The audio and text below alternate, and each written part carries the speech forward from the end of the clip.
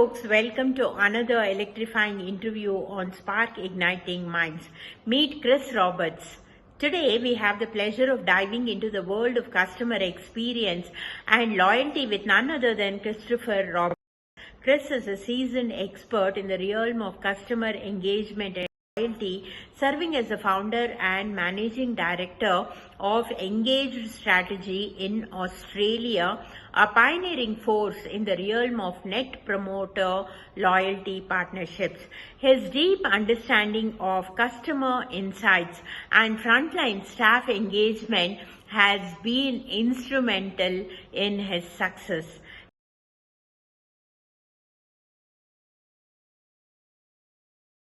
Is further evidenced by his recent publication, 10 Reasons Why CX NPS Programs Fail and Your Surefire Solutions to Succeed. This authoritative work has garnered acclaim, earning a spot among the top 10 most read CX books of 2023 by Martech Vibe. Today, we are honored to have Chris Roberts with us to share his insights, experiences, and strategies for transforming customer experience and driving sustainable business growth. So, without further ado, let's dive into the conversation and ignite our minds with Chris' expertise. Good evening, Chris. Welcome to Spark Igniting Minds. It's a pleasure to have you on our platform. Hi, Chris. My first question to you is, you have been the world's first net promoter and you have started a company called as Engage Strategy. And what is Engage Strategy all about? How did you start it? And what does Engage Strategy do? First of all, thank you for the opportunity to speak to your listeners. Yeah. So what inspired me to start Engage Strategies? Probably I'll kind of cover that first and then you'll understand what Engage Strategies is all about. Mm-hmm. So I used to work for large corporates, and when I worked for large corporates, I always used insights to drive strategic decisions. Because I think if you don't have insights, you're flying blind. Okay. So I used to always do market research and so on and so forth before developing strategy. And what I found is a gap in the market, because market research companies are very good at analytics, they're very good at presenting the information, but they don't make recommendations. Because by nature they are analytical people, they are not business people, they are not operational people, and they don't have operational experience. And I thought, and I would go to them sometimes and say, look, that's great presentation, what's your recommendation? And they would struggle, understandably. So then I thought there was a real gap in the market for an insights-based kind of strategic consultancy. So someone that gets insights, whether it's employee insights, whether it's customer insights, then identifies what the key pain points and drivers are, and then makes prioritized recommendations, but then helps organizations to embed some of these kind of strategies into the organization. Okay. So that's where I saw the gap. So then if you ask me, what does Engage Strategy do? I suppose stepping right back, our mission is very much around helping individuals and organizations unleash their full potential. Now the question is, how do we do that? Right. So the way we actually do that is we develop strategies, which could be customer strategies, employee engagement strategies, brand strategies. Once we develop these strategies, typically through like facilitated workshops with our clients, once we do that, then the next step is to say, okay, you've got your strategy, that's great, but how do you measure it? Because if you can't measure it, then you can't manage it. Right? So then we measure it by, customer research, employee engagement surveys, brand surveys, etc. And then tell people, you're doing this really well, you're not doing this well. And then based on that, we make prioritized recommendations. The operative word is prioritize, because in this day and age, everyone is busy. Yeah. So even if there are 10 things wrong, if you go to a client and say, you need to do these 10 things, nothing will happen. So we normally give people like 2 to 3 things to focus on. And once we do those prioritized recommendations, then we help the organization implement some of these strategies. So that is what we do. fundamentally. So, step by step, yeah. So basically, you are building strategies for brand, for customers, for all aspects of the business. So, while coming to this NPS or CX, Yes. as an advisor, I'm not deep into the corporate industry, though I have done an MBA. But I would like to know more about this CX and also about NPS. NPS. What is it? Sounds good. So CX is short form for customer experience. So what is your customer experience like? So let's just say as an example, you have a mobile phone, right? What's your experience like with the phone itself? Does it work properly, so on and so forth? Now if something goes wrong with the phone and you need to get it fixed, what's the experience like when you deal with the actual brand? So that is customer experience. That's quite simple. But customer experience is not just ringing up the contact center. It's your experience with the product, the service, end to end. Right? Okay. So that's customer experience. That is relatively simple. What is NPS? NPS was introduced by Fred Reichel, and he wrote a Harvard Business Review article and then a book called The Ultimate Question. Now, NPS starts with a very fundamental question you can ask your customers, which is how likely are you to recommend X, Y, Z, right, to a friend, family member, or colleague on a scale of 0 to 10. Okay? Now, if someone gives you a 9 or 10, they're called promoters. If they give you a 0 to 6, they're called detractors. And if they give you a 7 and 8, they're called passives. Now let me explain what each segment is because they're quite different. So promoters are people who kind of recommend you to other people. They're very loyal. Now if you sell 5 different products, promoters will buy all 5 as an example. Right? Passives think you're good, they just don't think you're great. Yeah. So they're an interesting segment, and I'll show you how to leverage these segments. And when it comes to detractors, people who've given you 0 to 6, they typically have some issue. Okay. Now, each of these segments, I like to tell people you need to treat it like a strategic conversation. So, what is a strategic conversation? You know what? As a brand, you go, we want to be worthy of recommendation. How are we going to do? So, the promoters tell you what you're doing well, and you should share this best practice across the organization. Because let me tell you, life is a normal distribution. If you have 100 sales reps, 10 to 20 will be very good, 10 to 20 will be very bad, rest will be in the middle. So if you understand what the good ones are doing and share best practice, the whole organization improves. Now when it comes to passives, like I said, passives think you're good, not great. So the conversation you have to have with them is, if there was one thing we could do better, what would that be? So they tell you what you need to do to go from being good to great. Yeah. Now detractors normally have some kind of issue. Now people like say to me, hey, but 6 out of 10 is not bad. It's better than 5. But the fact of the matter is, these detractors, in comparison to the other segments, are like chalk and cheese. And detractors usually have some kind of issue, right, with the organization. So they're a great source of improvement. Because customers are in the best position to know what you're doing well, what you're not doing well, as an example, right? So it's an opportunity to really learn. So, rather than looking at them like a negative segment, they give you opportunities to find out what is wrong and really improve. So that's what the 3 segments are. Now, the term Net Promoter Score is the percentage of promoters less the percentage of detractors.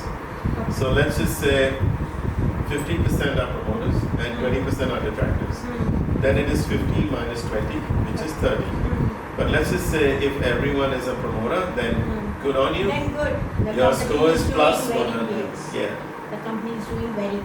But if everyone is a detractor, then your score is minus 100. Okay, after getting these NPS and CX, then what is your next step and what strategies do you have? Yeah. So what we do next is, when we do these surveys, we don't just ask the NPS question and tell me the reason for score. We also ask questions around some key aspects. So for example, each touch point. How is the website performing? How is the contact center performing? How are the sales reps performing? How is supply chain performing? So we ask questions around that. Then the second thing we ask is questions around brand attributes. Do you believe we are reliable, and so on and so forth. But the next thing we do, which is I think quite unique to us, is we measure the customer experience DNA. Now remember I talked about customer experience before, but customer experience is made up of two aspects. One is functional bit, so for example, you're reliable, you're responsive, your staff are knowledgeable. It's functional bits, right? But the emotional bits is the icing on the cake. So for example, when you interact with a customer, do you make them feel valued? Do you make them feel cared for? Do you make them feel supported? That is the secret of NPS leaders. So we measure all these aspects. Once we measure all these aspects, we then use advanced analytics to say, okay, here are all your scores, here are all your teams. Now, what's your focus area? So once we say this is your focus area, then the rubber only hits the road when you take action. Because if you do a survey, listen to customers, take no action, nothing happens. Right? So the rubber hits the road. The way we do it is we get the organization to take action top down. Top down is functional heads of sales, service, marketing, etc. And that is more of a strategic action plan, how we compare to our competitors, what do we include, what are the systemic issues.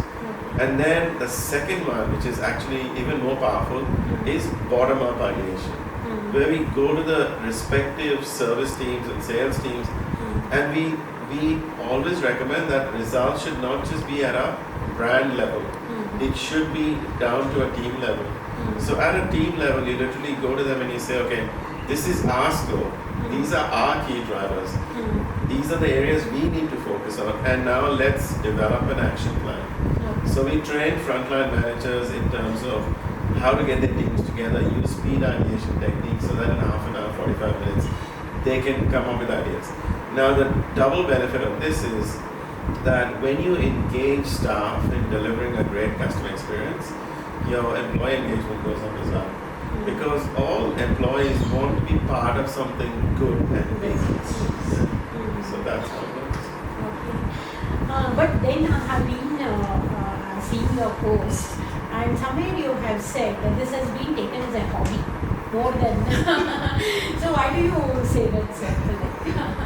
So look, what actually happens is if you go to any business and you go to them and say, anyone here who's not busy, no one will put their hand up. Everyone is busy.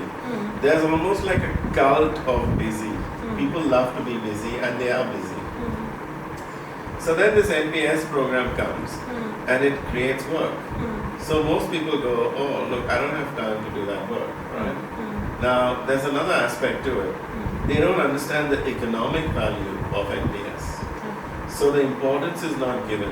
So it's almost like we need a score, we need to do customer surveys, so we'll do it, and it sits on the sidelines as opposed to being core to the business. I'll tell you a story which I put in my book, 10 Reasons Why CX NPS Programs Fail, which is very interesting. You must have heard of the Zoroastrians, they were refugees from, what was Persia and now is basically Iran. And they come over here to India, and I think they were on the banks of Saurashtra or Gujarat, I'm not 100%. Anyway, they come to the banks and they want to come into the kingdom, right? So they send a note to the king to say, can you please let us in? We're refugees. Now, the king has a kingdom that's really full. There's no place. So the king goes to them and sends them an urn of milk filled to the brim. To the leader of the Zoroastrians. And the leader of the Zoroastrians understands. He's saying the king is trying to say to us, look, my kingdom is full, I don't have place for you. Okay. So very gently. Okay, very subtly he has said that. Yeah, exactly. By showing that milk to the brim that there is no place. There is no place. Exactly. Yeah. So then what happens is the leader of the Zoroastrians very gently puts a teaspoon of sugar and stirs it and sends it back to the king. So the king then tastes this milk and laughs. Okay. And he understands what they're trying to say. They're trying to say, I know your kingdom is full, but we will come and sweeten your kingdom. Oh. We will increase, we will better the fabric of what you do. Okay. So what happens with NPS is, we say to people, don't treat it like a hobby. Make it part of the organization's DNA. And rather than saying this is additional work, go to them and say, you're in sales, we NPS can help you increase your sales. It can tell you which sales reps are performing well from a customer perspective, which ones aren't. You want to increase your service and reduce complaints, we can help you do that. Yes. You go to supply chain and you say you have supply chain issues, we can identify exactly which part of supply chain is broken. You go to marketing and say, look, we can help you as well. So when you do that, when you become the sugar instead of more milk, then you can make it work. And the last thing is, people don't understand the economics. People don't understand that they're leaving money on the table. There's so much money to be made by being customer focused. And that's another issue. So coming to the leadership, Yes. you have spoken a lot on leadership. That's what I have seen. So, leadership, there are different corporate leadership styles. Yes. Okay, so which leadership style would you recommend? I have seen a post where you say that instead of being a command and control leader, why don't you become a transcendental leader? So Yes. what is transcendental leader? What is a command and control?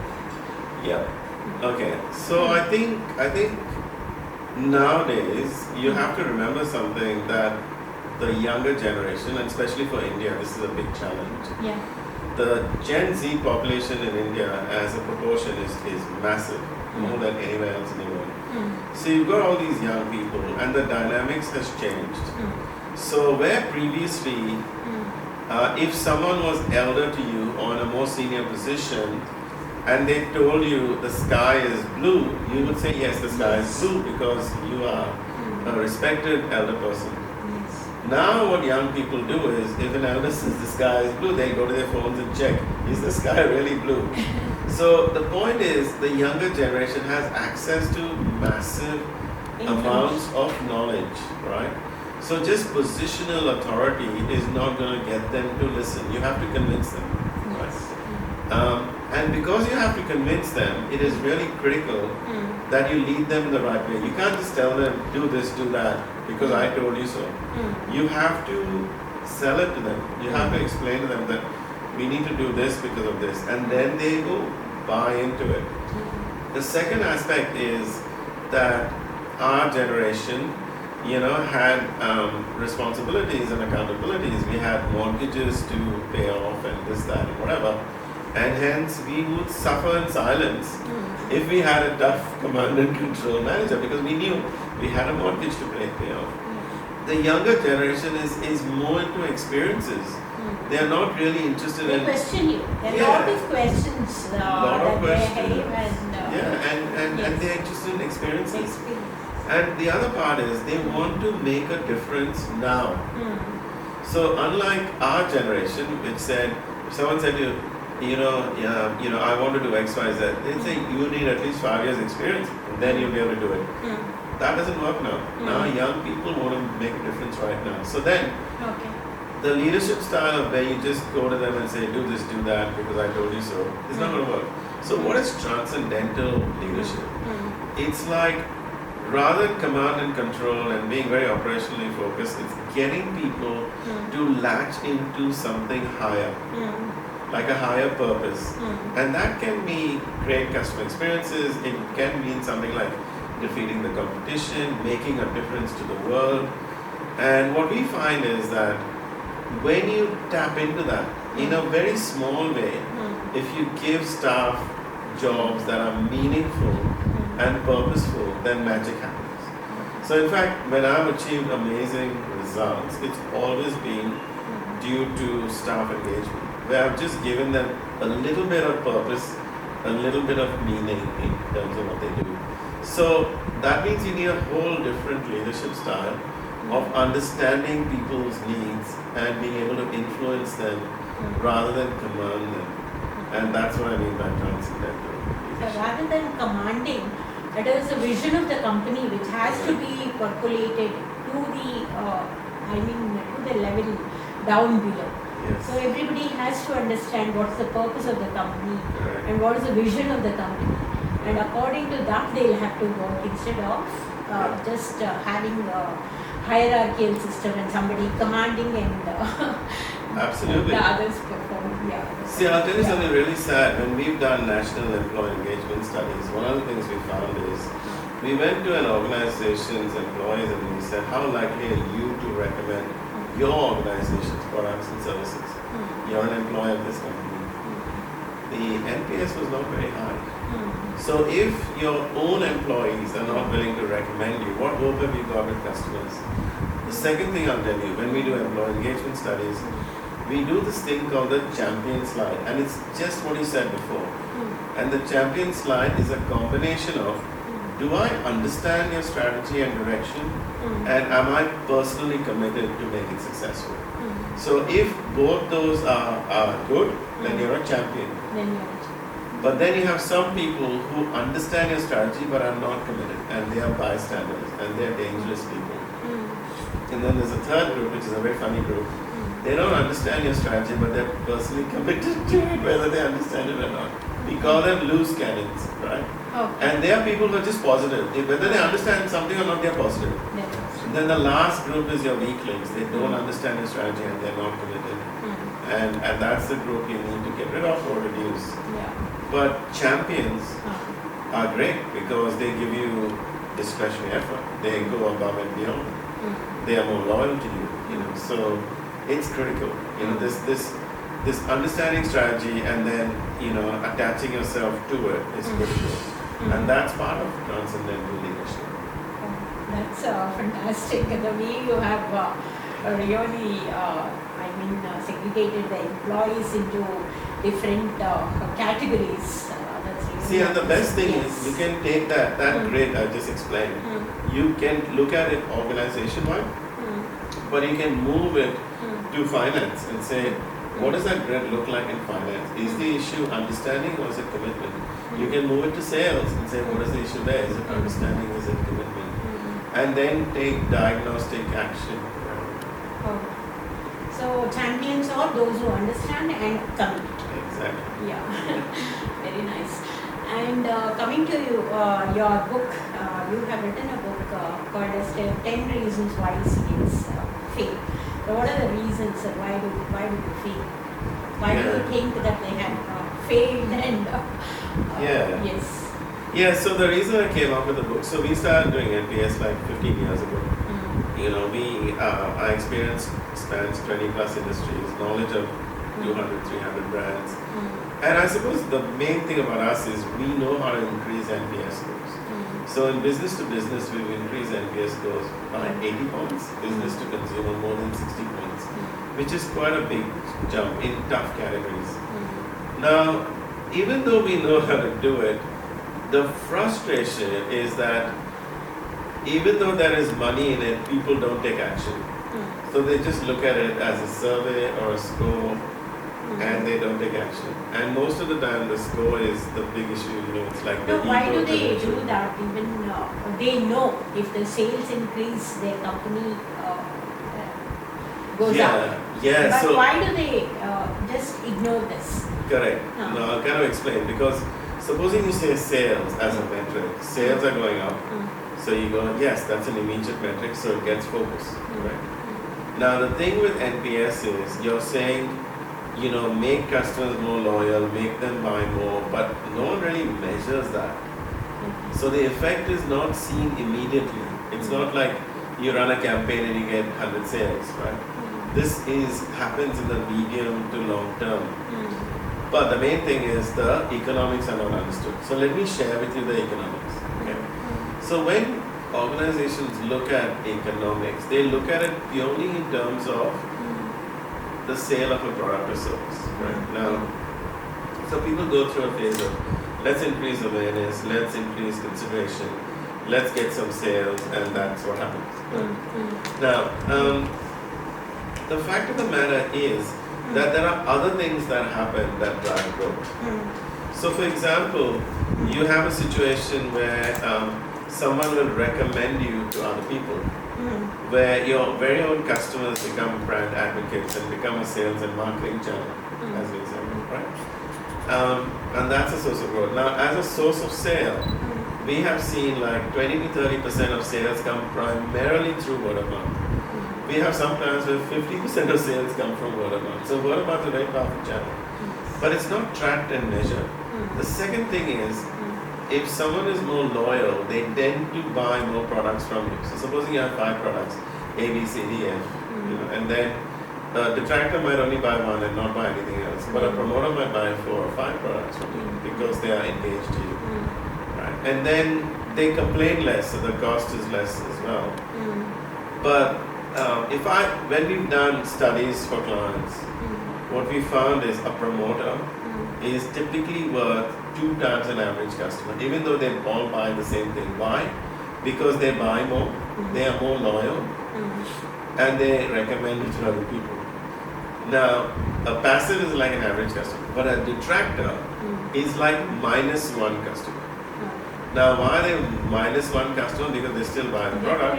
Pull the company down. They pull the company down by spreading negative word of mouth. So they stop sales, right? And that economics people don't understand and they don't track. I'll tell you something else, right?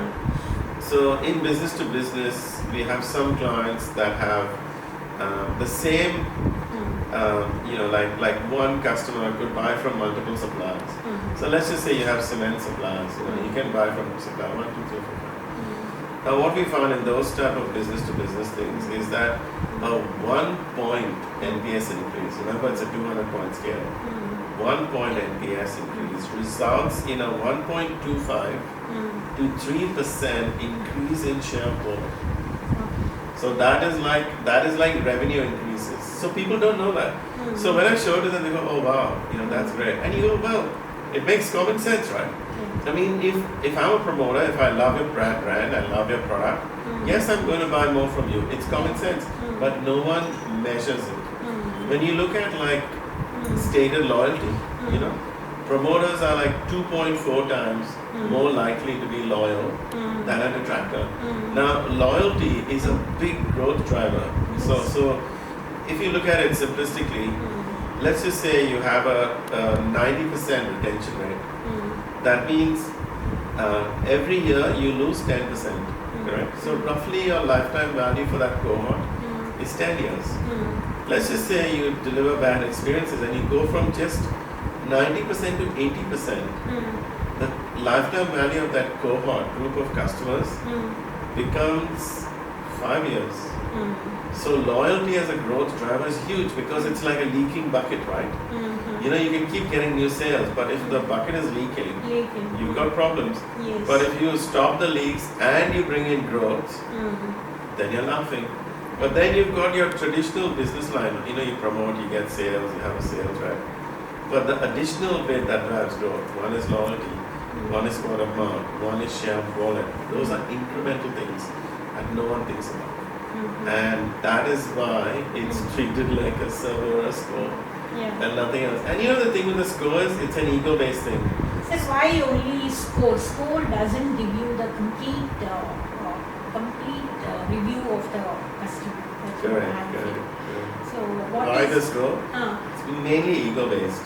So when I say that, I mean, so 85 to 90% of all the brands in the world use NPS. So it becomes a case of, oh, what's your NPS? 80? Oh, yours is 80, mine is only 70, So that's what it becomes. Okay. And now to answer your question, in practical terms, the score is the end outcome. You should never focus on the end outcome. You should focus on the means that achieve that end outcome. And that is what they don't do. It's like saying, let's focus on profit. You can achieve profit in bad ways and good ways. It's better to focus on the means that achieve your profit, and you'll get better outcomes. And employee strategy and the customer strategy. So what are the strategies for your employees and customers? Yeah. So And what's the difference between the two? yeah. So I'll talk about the bridge between them. So whenever I do customer strategy workshops, I ask people, tell me about the best ever customer experience you've ever had. And 9 times out of 10, they will describe an experience where a human being went above and beyond, right? And you think about your good experiences, it's always be something like that, right? Now the trick is, how do you get employees to go above and beyond? Right? At a hygiene level, you've got to make sure that they are valued, that they're appreciated, that they're rewarded and recognized in terms of everything else, that they understand the strategy and that they are champions. All that helps, right? But the bridge between customers and employees is emotions.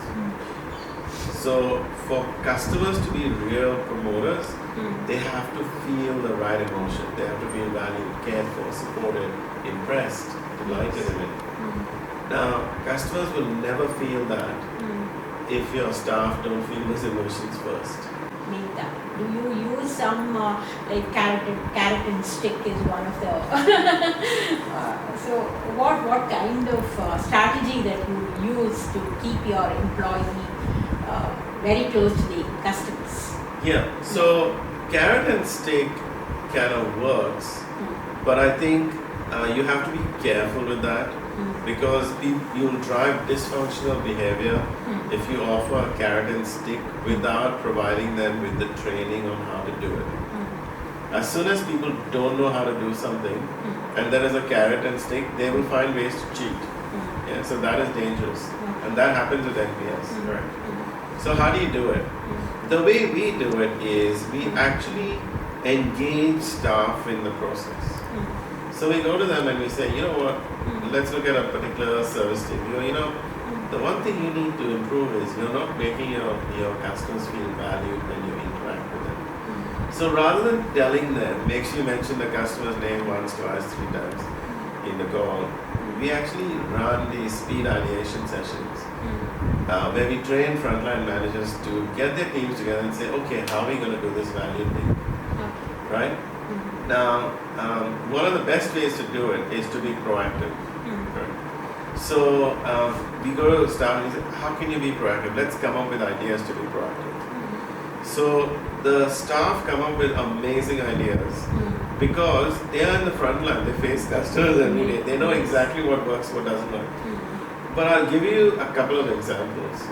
We had this one B2B client where there was this one account manager that was getting amazing results, right? And when they were getting amazing results, we tried to find out the essence of what it was. And it was that she was proactive. So whenever there was any product issue, before anything would happen, she would contact her customers. There was a supply chain issue, there was a shortage, she would contact them first. If something is going to be delayed, she'd contact them first. She was proactive. And that's why she had amazing results, right? But I'll tell you a little story that I heard. There was this hotel. And you know, you have the people who come and make up your rooms, right? So there's this one particular house, what do you call them? The housekeeper. Yeah, in the hotel. That was getting amazing customer CX and NPS scores. So they went to her and they said, what do you do that? What's your secret? You know? And she said, I come from Vietnam and I am not from this country. And I know what it's like to be away from home. And she says, so when I have a guest, I understand that they're away from home. So I treat them like they're away from home. I treat them like a guest. Because she is away from the home and she knows what are the problems. And her scores were so great. she can connect to she has got a lot of empathy. Yeah, I'll give you another example. Now these are examples you can't train. People come up with it, right? Yeah. Another example was, this was a contact center ideation session we were facilitating. And this lady said, how do you you get call after call after call. How do you actually not make it transactional? Where you're robotic, hi, how are you, blah, blah, blah. So she said, what I do is any person I speak to, I listen to their voice and I try to identify who do they sound like. If they sound like my favorite aunt, I talk to them like I'm talking to my favorite aunt. If they sound like my good friend, I talk to them like they are my good friend. If they sound like my mother, then I talk to them like I'm talking to my mother. And automatically the conversation becomes different. And I remember, because years ago I used to work in a contact center in sales. And I remember people used to say to us to keep a mirror in front of you when you're talking to someone on the phone, because if you smile when you're talking to them, the smile goes through the telephone line. And it's true. So these are the tips and tricks that come from the front line, because they are there every day. Yes. And coming to your my last question to you. Yes. This is about like how do you even, when you have got detractors, okay? So you have identified so many percent in the company or detractors. How do you make them promoters? Do you have any strategies for them? Yeah, so in NPS, it is best practice that if someone is a detractor, we, at least with our clients, we send an alert to the right person, so someone who's knowledgeable about the whole business, to call that customer up. Now, why do you call them up? One is to resolve their issue. Two is they're going to be in a very negative frame of mind, so they'll be spreading negative word of mouth about you. So you want to stop that. And three is you want to rescue that account. So from an economic benefit perspective, these detractor alerts are very powerful. They make organizations or save organizations a lot of money. Now that conversation is quite interesting because it's not a complaining customer. So you need to have and we train people on how to do this. It's a conversation where you have to extract insights in terms of what really happened. What was the root cause of the issue? Now, how do you convert a detractor to promoter? Strangely enough, when a customer is really unhappy, it's the best opportunity to create promoters. Why? If you take accountability and resolve the situation. So I've had experiences personally where I've had a real issue, I'm really upset, and I'm upset with the brand. And then what happens is someone says, oh, hi, Chris. And I tell them what happened. Says, don't worry, we'll fix it. Then I have a sense of assurance. And then I have more respect and more trust in the brand.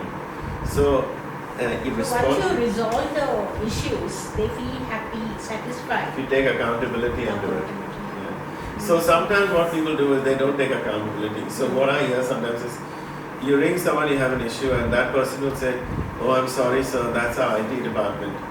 People don't like it if you blame someone else. They want you to take accountability, fix my issue.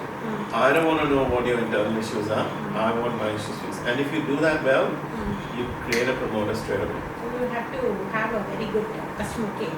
Yeah, exactly. No, and you need to, it is a unique conversation. It's not like a complaining customer. So those people need to be trained. So with a lot of our clients, whoever's making detractor calls, we train them in terms of how to have that conversation.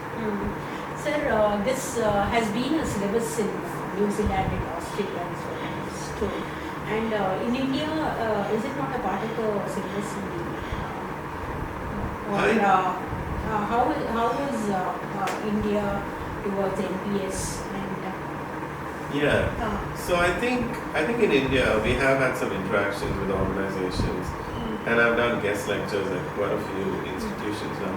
I don't think it's part of the educational spectrum, but when it comes to organizations, I find that they have certification courses. Yeah, there are a few people, but I don't know how good they are, the veracity of some of them. So, but when it comes to organizations, I think Indian organizations take a very simplistic view to NPS. So they typically only ask two questions like, how likely to recommend it, tell me the reason for your score. And we reckon that's not enough because it doesn't give you enough insight. So like I said before, you need to measure your key touch points, you need to measure your key value proposition elements, your CX DNA, because that is what determines, whether Especially when I ring up just Jay. Okay. After, when I ring next time, they asked me what was your score about. You had inquired about this thing. So what is your score? Can you rate between 1 and 5? Then I say no. It was not of any use to me. So, so I didn't even go with it. So in that instance, if you take that instance, the way I would suggest just do it is, I would say, how's your overall experience? And let's just say you said 2 stars or whatever. So now I know you're upset. Then I would use logic to actually say, what areas do you think we can improve? So you might say. So they don't ask any next question. That's the end of it.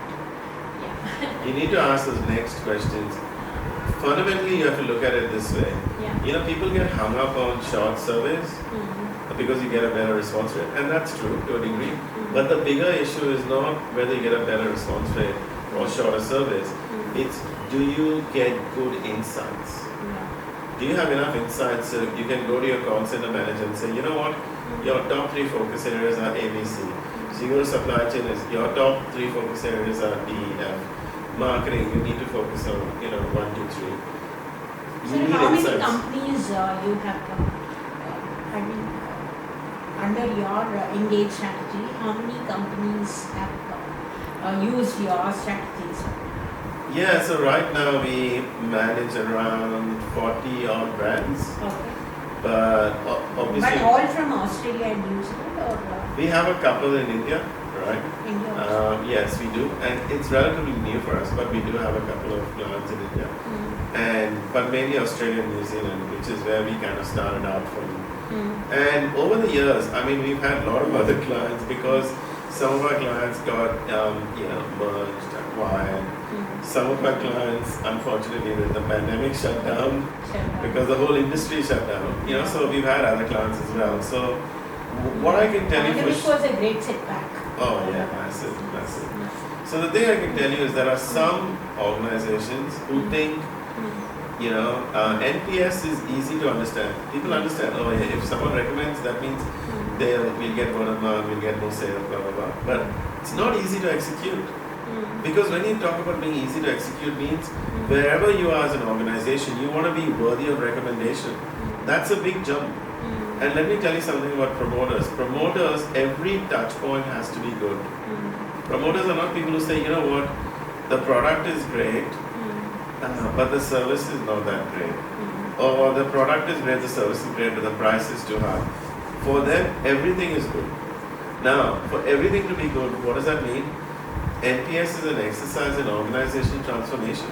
The whole organization needs to be behind it. It's not just customer service. Thank you, Chris. Thank you, Sahana. for giving a lot of insights about NPS and CX. And it was really nice talking to you, interacting with you. And you have got so much of experience. You have told so many your experiences you have shared with us. It was really nice. Thank you so much. Thank you so much for the opportunity. It was great talking to you.